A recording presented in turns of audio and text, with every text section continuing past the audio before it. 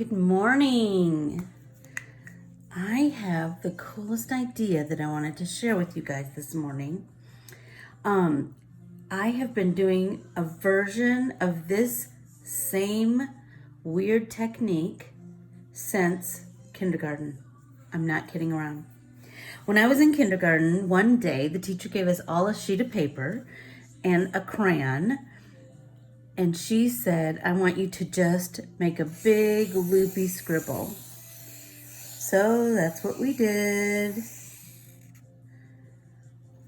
And then she said, I want you to fill each of these openings with a different color.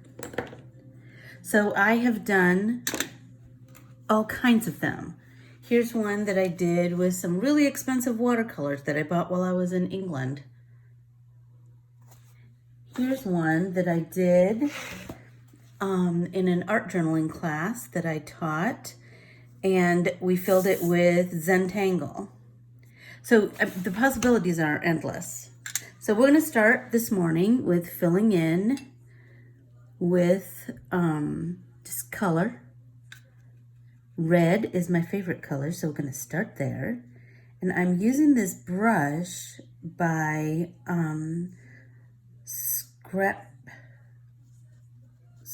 Stampendous. And it is kind of the coolest brush. It's a number 10, so it's kind of big. But it has like the perfect little point on it to get in these little spots. So my vision is that we will paint all of our areas. And, you know, we can get as, we can start to paint like darker on the edges and get some shading going on. But I want to paint, my vision in my head right now this morning is to paint, let that dry, and then come in and fill it in with something. I don't know what yet. Maybe you guys can send me some messages of what you think we should fill it in with, but I'm just feeling like that would just be another kind of meditative thing to do. I see that lots of teachers must have taught that back in the mid 60s when I was in kindergarten, because I've seen some other girls who are around my age doing a version of the same technique. So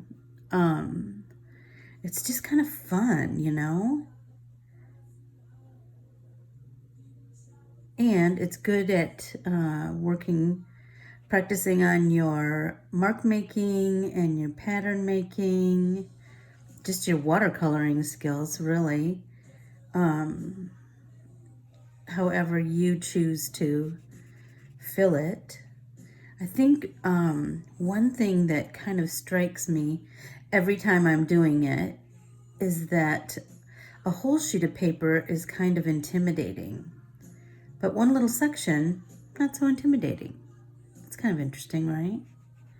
You could do an exercise in color mixing. So I could take like some of this orange and just mix it in with this red. Shut up! Look how pretty that is. Right? So think about all of the possibilities. It doesn't really matter how you execute. Just that you do it, that you get in your art journal or your sheet of paper, just that you make some art. It just helps me so much to get kind of lost in it. Like I know it's gonna sound really hippy-dippy, but I do kind of just get lost in my paintbrush. So this one I'm gonna add a little bit of green. Stop it, look how pretty that is. Just in love with it.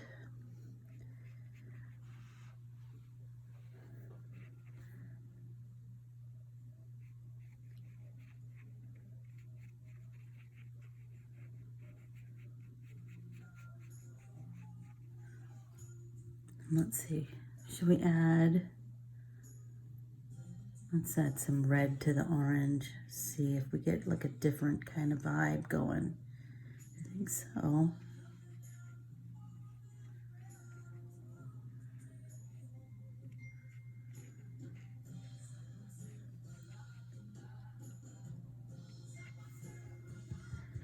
Let's see, let's turn it.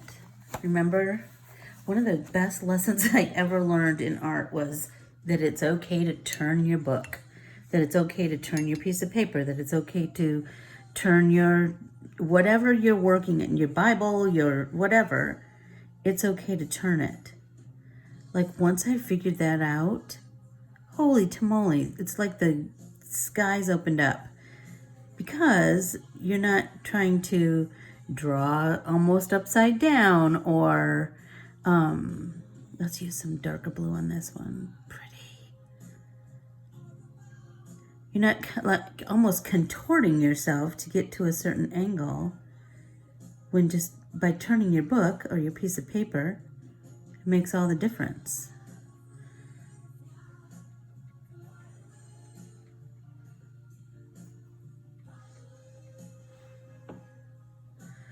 Okay, I'm going to keep painting and I will check back in with you in just a little bit.